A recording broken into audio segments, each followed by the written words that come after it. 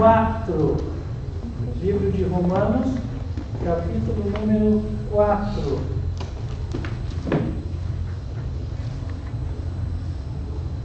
O apóstolo Paulo queria muito viajar até Roma, mas até o momento ele não tinha recebido esse privilégio. Claro que ele queria ir como um homem livre para pregar o Evangelho de Deus. Já no capítulo 1 de Romanos, e no versículo número 15, ele tinha dito assim: quanto está em mim, estou pronto também para vos anunciar o Evangelho a vós que estáis em Roma. Mas até o momento ele não tinha tido esta oportunidade. Então ele começa a transmitir por carta a mensagem do Evangelho. E no capítulo 4, na continuação da sua exposição, ele usa o exemplo do pai da fé, Abraão. Romanos capítulo 4, versículo número 1. Ele diz: que diremos, pois, ter alcançado Abraão, nosso pai segundo a carne? Lembrando que o apóstolo Paulo, ele era judeu, e como judeu, ele era descendente de Judá. E Judá, por sua vez, foi filho de Jacó, o qual foi neto de Abraão. Então, quando ele fala Abraão, nosso pai, ele quer dizer que Abraão foi o antepassado que deu origem àquela nação. Que diremos, pois, verso 1, ter alcançado Abraão, nosso pai, segundo a carne? Porque se Abraão foi justificado pelas obras, tem de que se gloriar, mas não diante de Deus. Pois, que diz a Escritura? Creu Abraão em Deus, e isto lhe foi imputado como justiça. O apóstolo Paulo está falando sobre como o homem pode ser justificado diante de Deus. Nós cometemos faltas, nós somos pecadores, erramos muitas vezes. A Bíblia diz em 1 João capítulo 3, versículo 4, que o pecado, ele é a transgressão da lei. A transgressão da lei de Deus. Todos nós, por isso, somos pecadores. À exceção de Jesus Cristo, todos aqueles que nasceram na terra, pecaram. E precisam ser justificados. Abraão também precisava.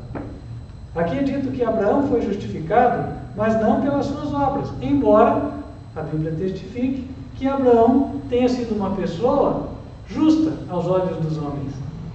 Uma pessoa mansa, uma pessoa que não criava problemas.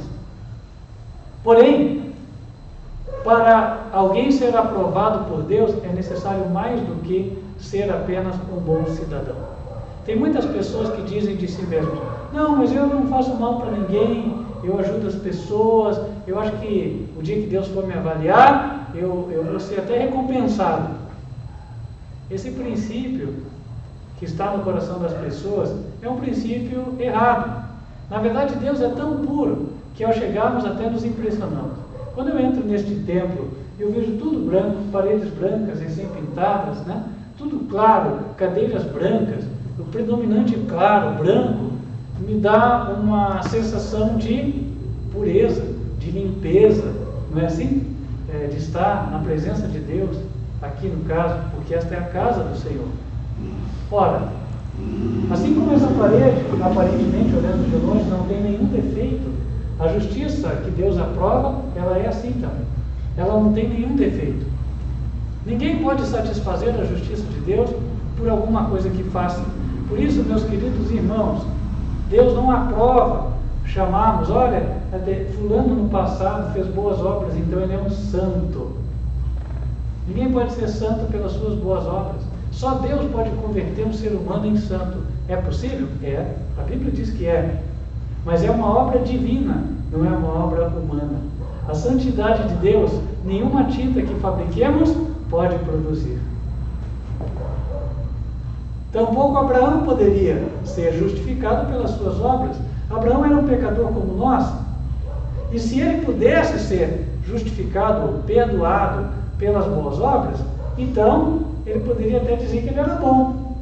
É nesse sentido que Paulo fala, ele teria do que se gloriar, mas ele não pode fazer isso. Ele nunca fez. Porque a Escritura fala que Abraão creu em Deus. E esta fé foi imputada como justiça. Imputar quer dizer acreditar, que nem crédito no banco. Se você está devendo 10 mil reais, o que você precisa? Você precisa que seja feito um depósito de 10 mil reais na tua conta. Não é assim? Um crédito de 10 mil reais para compensar o teu débito.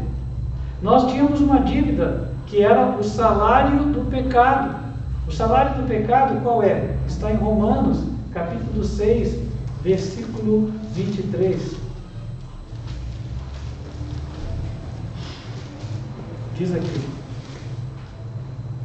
porque o salário do pecado é a morte, mas o dom gratuito de Deus é a vida eterna por Cristo Jesus, nosso Senhor. Então, o salário de cada pecador que nasceu nesta terra e pecou, ou seja, todos, à exceção de Jesus, o salário que todos merecem, que todos mereciam, é a morte. Mas Deus resolveu acreditar na conta da nossa alma, nos livros de registro do céu. Deus resolveu acreditar a justiça de Cristo. E por meio da justiça de Cristo, nós somos perdoados. Abraão também não foi diferente com ele. Abraão creu em Deus. E quando ele creu em Deus, ele recebeu o crédito. Ser perdoado por Deus é uma coisa que vem dele, não é uma coisa que vem nossa. Então ninguém pode dizer, aquele que é bonzinho, aquele merece ir para o céu. Aquele que faz o mal, aquele não merece. Merecer por merecer, só Jesus mereceria. Mas Deus fez, na sua graça, na sua misericórdia, Ele fez uma proposta de salvação.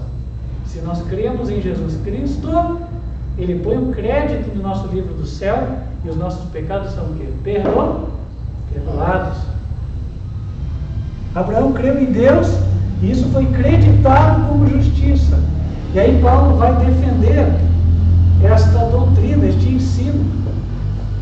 Em Romanos 4, no versículo 4, ele começa a argumentar o seguinte: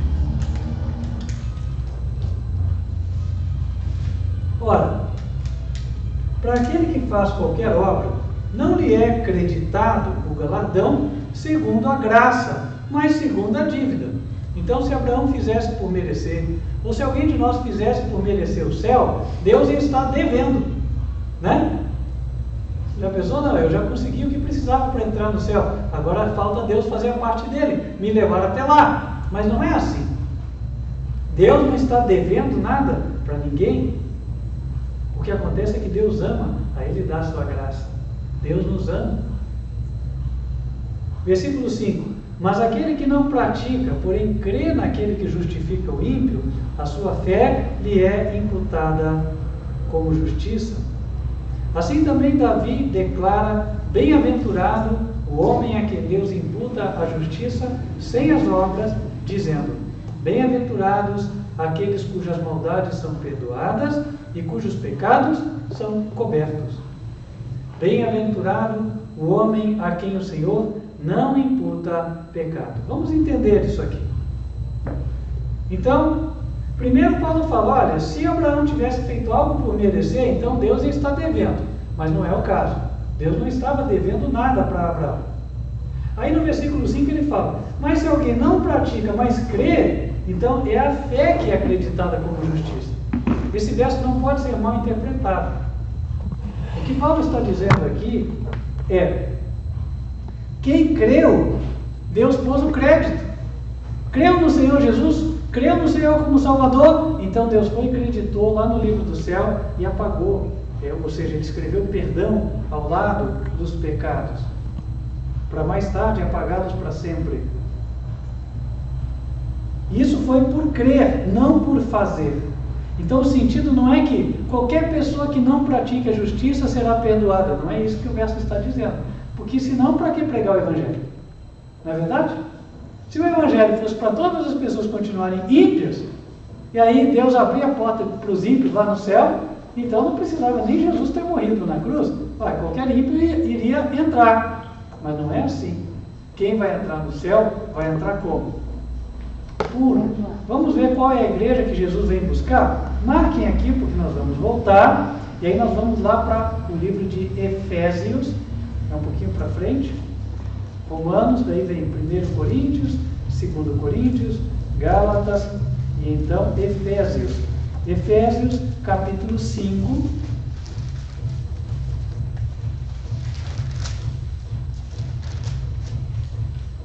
versículo 25, diz assim: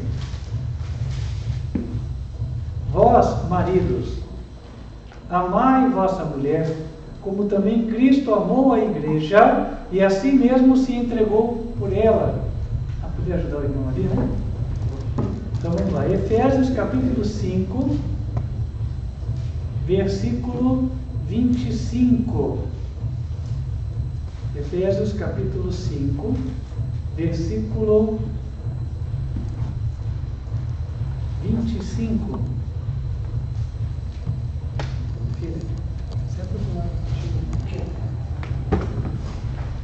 Já deu. Efésios 5, verso 25. Diz assim: Vós, maridos, amai vossa mulher, como também Cristo amou a igreja, e a si mesmo se entregou por ela, para a santificar, purificando-a com a lavagem da água pela palavra, para a apresentar a si mesmo, igreja gloriosa, sem mácula, nem ruga, nem coisa semelhante, mas santa e irrepreensível. A igreja que Jesus vai buscar, os membros da igreja que Jesus vai buscar, serão santos e irrepreensíveis. O que é uma pessoa irrepreensível? Que você procura onde está a falta, o que ela fez de errado, e você não acha. Então isso deixa claro que o apóstolo Paulo lá em Romanos não estava dizendo assim: não, mesmo que você não pratique a justiça, mas se você creu, Deus declarou que você é justo, perdoou você, e aí o céu é o teu lar. Muito errado isso aí, muito errado. Porque o próprio apóstolo Paulo foi quem escreveu o que nós lemos aqui.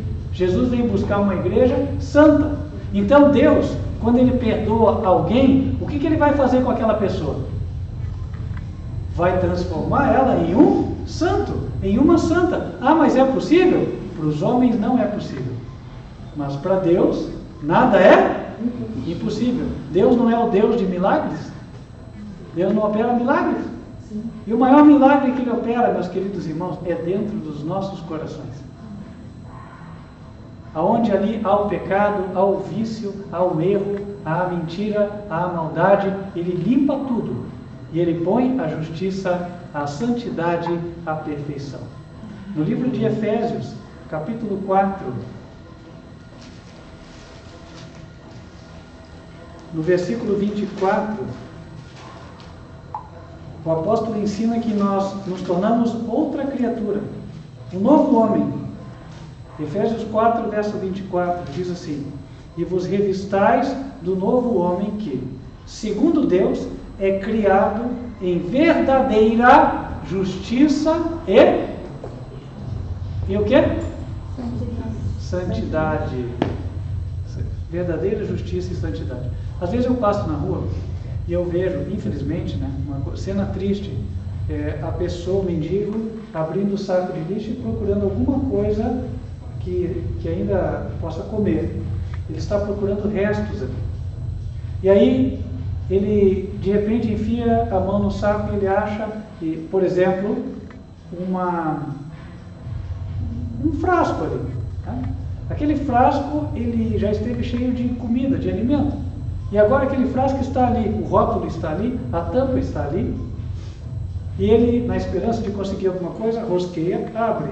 Mas quando ele abre e olha, o que ele encontra? Nada.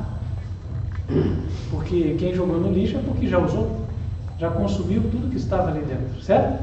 O pó que estava ali, o creme, a maionese, seja o que for, já não está mais. E ele se decepciona. Na nossa vida cristã, nós somos comparados a vasos. Mas esse vaso não pode estar vazio. Esse vaso, ele tem que estar cheio do Espírito Santo de Deus. Agora, se a pessoa diz, não, Deus me declarou justo, e aí você olha e você procura santidade naquele vaso ali, mas na vida daquele vaso não há nada, só há aquilo que o mundo faz. Então, aquilo é um vaso vazio. É um vaso que por fora até dá uma esperança. Não, aquele lá é crente, viu? Só que depois que você fez negócio com o crente, tomou prejuízo, porque o crente te passou a perna. É um vaso vazio. Aquele lá vem com a Bíblia debaixo do braço na igreja, mas durante a semana, quando você vai visitá-lo no ambiente de trabalho, ele é outra pessoa. Não tem nada de santo. É um vaso vazio. Mas quando o apóstolo Paulo fala da justificação pela fé, ele fala que Deus perdoa e Deus preenche aquele vaso. Aquele vaso não vai ficar vazio mais. Se você é um vaso, eu sou um vaso. Mas esse vaso vai ser diferente a partir de hoje. O apóstolo Paulo também, no livro de 1 Tessalonicenses, no capítulo 4, 1 Tessalonicenses, capítulo 4,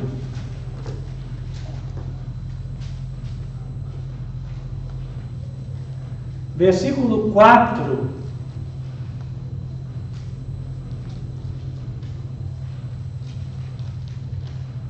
a Bíblia diz assim, capítulo 4, versículo 4,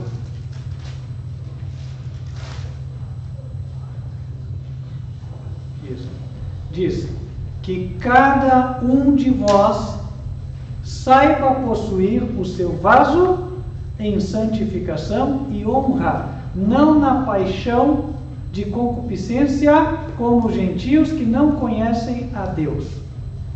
Ninguém oprima ou engane a seu irmão em negócio algum, porque o Senhor é vingador de todas estas coisas. Verso 7, porque Deus não nos chamou para a imundícia, mas para a santificação. Então, qual é a diferença do crente para o não crente? O crente verdadeiro, o cristão de verdade, é aquele que está com o vaso cheio, está cheio do Espírito de Deus. E então, ele não anda no vício, ele não anda na paixão. E o que é uma paixão? É aquilo que nos domina, aquilo que a gente não consegue vencer. Pessoas têm diferentes paixões. Ou também são chamados de pecados acariciados, né? Aquele pecadinho que a pessoa não abre mão. Mas na vida cristã, quando Deus perdoa o homem pela fé, Ele coloca crédito lá, aqui também Ele vai preencher. Voltando para o livro de Romanos. Romanos, nós estávamos no capítulo 4.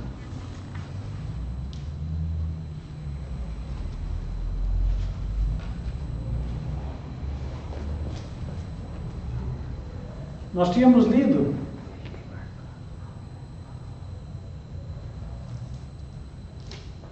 que a fé, Deus reconhece a fé em Jesus como sendo o suficiente para colocar o crédito lá no céu em nosso favor e perdoar os nossos pecados.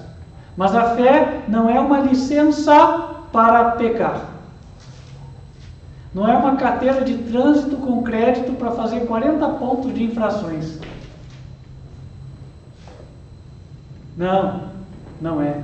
A fé é algo que leva o homem a se conectar com Deus. E ao mesmo tempo que ele é perdoado, ele também é firmado com o Senhor. E quanta firmeza esse homem tem em Deus?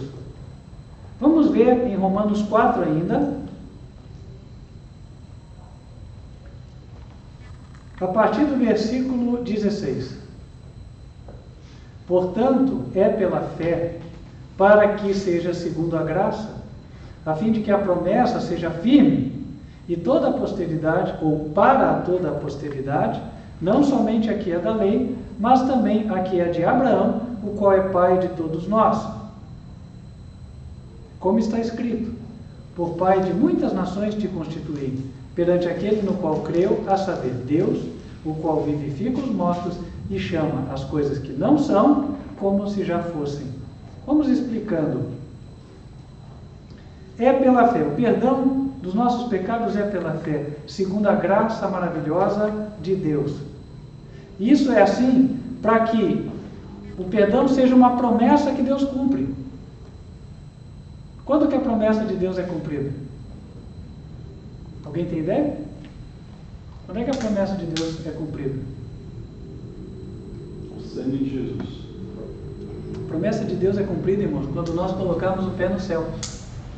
Porque o Evangelho diz assim: Deus amou o mundo de tal maneira que deu o seu Filho unigênito, para que todo aquele que nele crê não pereça, mas o quê? Tenha a vida eterna. Então, quando Deus fala, olha, eu vou perdoar o teu pecado, é para você não morrer, para eu não morrer. O salário do pecado é a morte. Então, quando é que Deus cumpre a promessa do perdão? Quando todos ganham a vida eterna. Não antes, porque antes disso muitos vão para a sepultura. Quantas pessoas já estão lá no cemitério, mas morreram na fé? Deus está guardando o pó dessas pessoas, esperando o momento de Jesus ressuscitar. O apóstolo Paulo diz que eles, ou nós, não vamos antes deles para o céu, todos vão juntos. Então, meus queridos irmãos, a promessa Deus há de cumprir, mas tem o tempo certo para isso. Então a promessa ela é firme para toda a posteridade, diz aqui. Não somente a que é da lei, mas a que é da fé de Abraão. Quando ele usa esses termos, ele está dizendo assim: os judeus tinham recebido a lei, correto? Então, eles foram chamados por Paulo como sendo o povo da lei, só para eles entenderem que Paulo estava falando deles.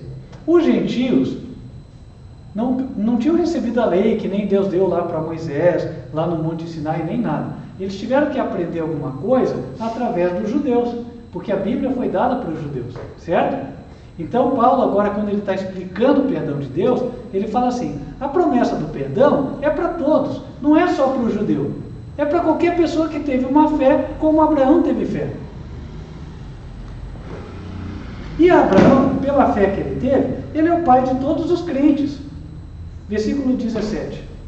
Como está escrito: por pai de muitas nações te constituí. Aqui fica claro que Abraão não é só pai dos judeus, ele é um pai espiritual de todos aqueles que creem, porque Abraão foi pai de muitas nações, e os judeus constituem uma nação só.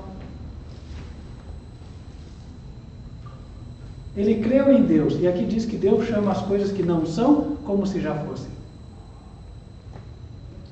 Deus já nos vê perdoados, já nos vê lá na eternidade. Ele consegue ver, nós não conseguimos, mas Ele consegue.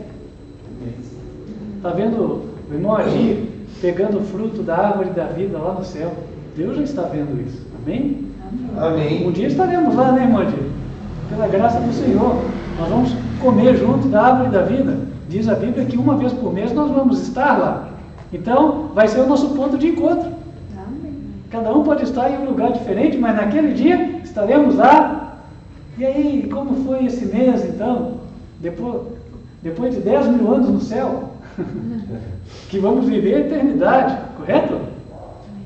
Abraão, versículo 18: em esperança creu contra a esperança que seria feito pai de muitas nações, conforme o que lhe fora dito, assim será a tua descendência. Agora a Bíblia entra num ponto aqui que ele fala muito conosco. Porque é o seguinte, tudo bem, Deus dá a fé, a gente acredita.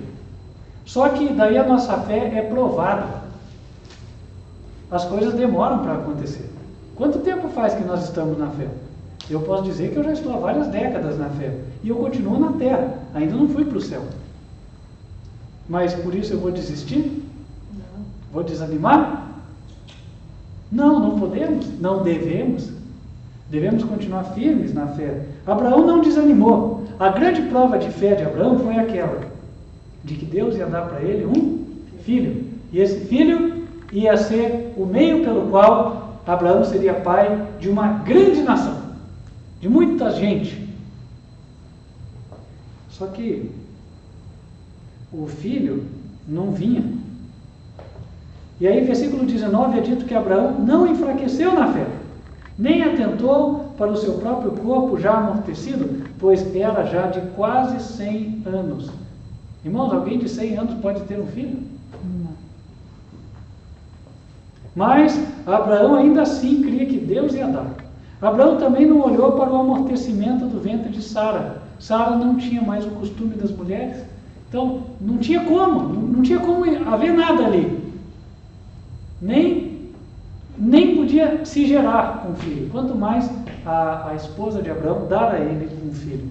Mas Abraão, verso 20, não duvidou da promessa de Deus por incredulidade, mas foi fortificado na fé, dando glória a Deus. Falou, não, Deus vai dar, Deus prometeu.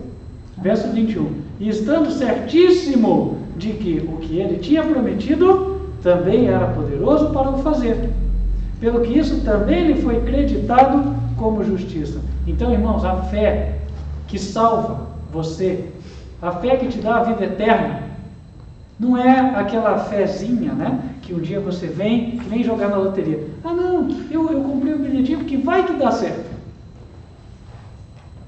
Essa fezinha não vai levar ninguém para o céu.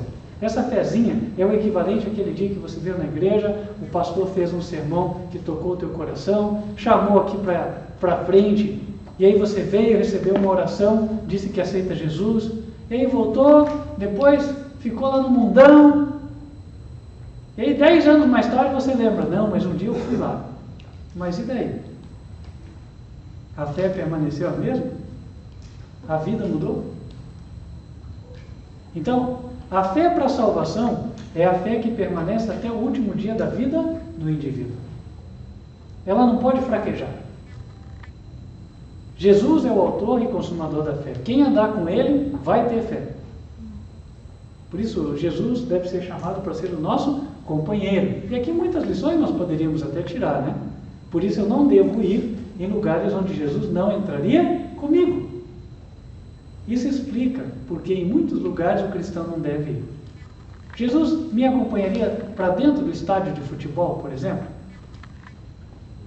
Não. O que se fala lá dentro do estádio de futebol? Fala, né? Será que aquilo que se fala lá Jesus gosta de ouvir? Jesus me acompanharia, quem sabe, para um show?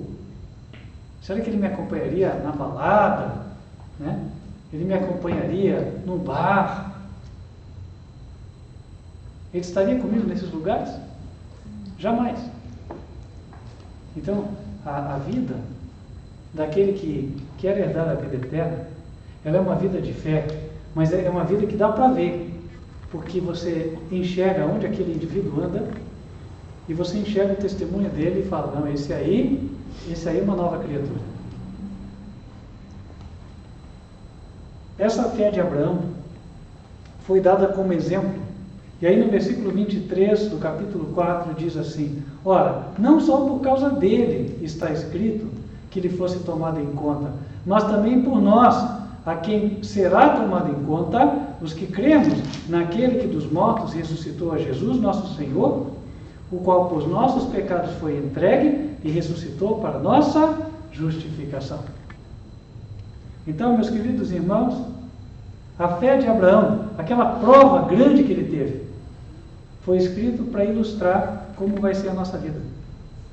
Quando você faz as contas lá no livro de Gênesis, e você vê o momento onde Abraão recebeu a promessa de um filho, E até o momento em que Deus deu o filho, passaram-se mais de 20 anos. Então, Abraão teve muitas provas de fé. Muita coisa ali acontecia. E as aparências, em alguns momentos, eram totalmente contrárias ao cumprimento da promessa. Porém, Abraão manteve-se firme. Por vezes a fé dele fraquejou, mas Deus preservou misericordiosamente a sua vida. E Deus fortaleceu a fé do seu servo, até que finalmente ele estivesse firme e ganhasse a promessa. Abraão morreu na fé. E o Senhor, o que espera de nós hoje, é que também permaneçamos na fé. Para finalizar, irmãos, no capítulo 5, versículo 1, o Senhor diz 2 coisas que nós ganhamos pela fé. Uma delas nós já falamos, e outra delas faltou só mostrar pela Bíblia. Sendo, pois, justificados pela fé, temos paz com Deus, por nosso Senhor Jesus Cristo. Sobre isso já falamos. Somos perdoados, e agora aquele nosso débito lá no céu, né, o salário do pecado foi pago. Não estamos devendo. Mas além disso, tem mais uma coisa. Versículo 2. Pelo qual também temos entrada pela fé a esta graça, na qual estamos firmes.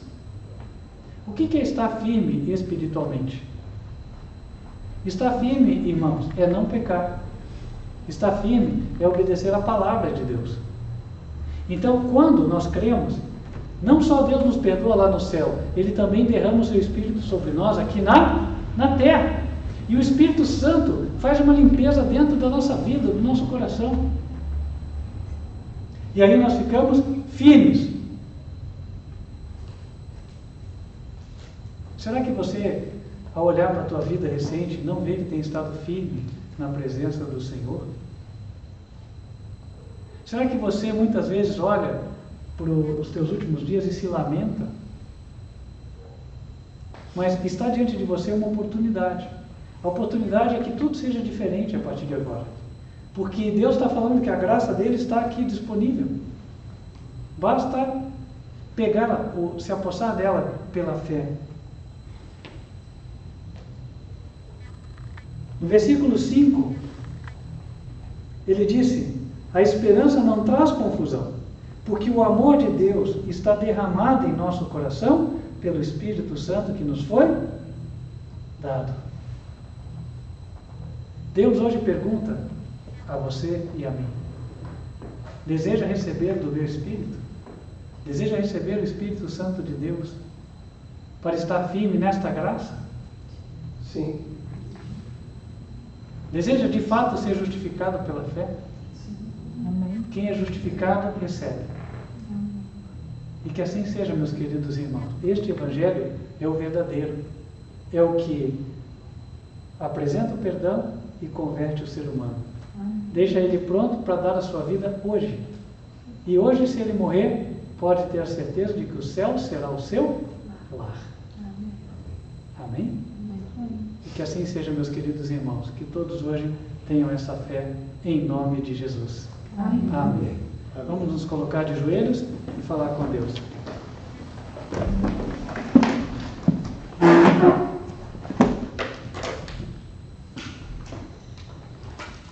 Santo e bom Pai, que nos altos céus habitas, nós agradecemos pelo teu convite para que nos apossemos da fé, ou pela fé, da bênção que o Senhor prometeu, o perdão dos nossos pecados e também a porção do teu Espírito, para que sejamos mudados e estejamos firmes, andando em obediência ao Senhor e em santidade.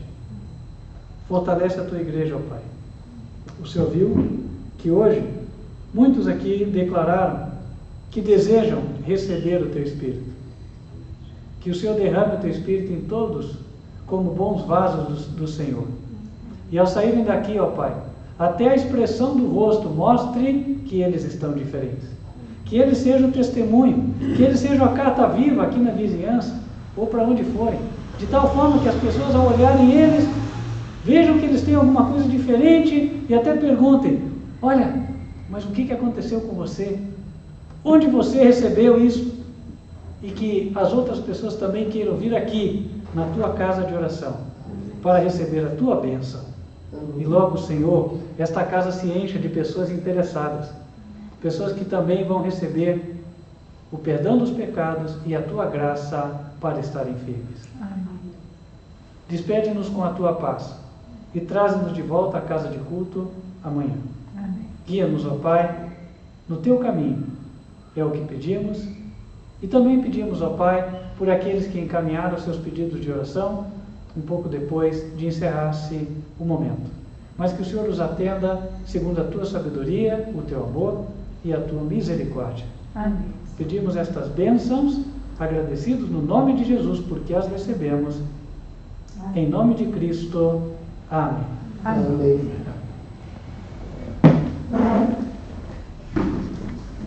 Irmãos, para finalizar, vamos nos colocar em pé e cantar um hino. Toma, ó Deus, o meu coração.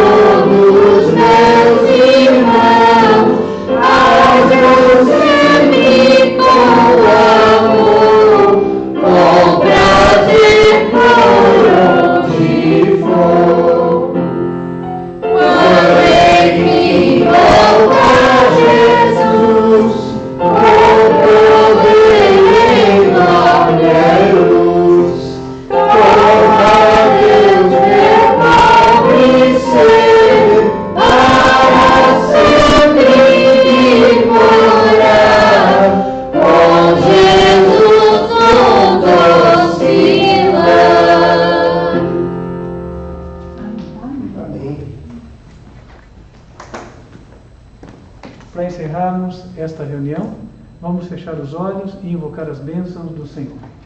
Que o Senhor vos abençoe e vos guarde. Que o Senhor faça resplandecer o seu rosto sobre vós e de vós tenha misericórdia. Que o Senhor levante sobre vós o seu rosto e vos dê a paz. Amém. Estamos despedidos em nome do Senhor Jesus. Amém. Vamos sair de forma reverente.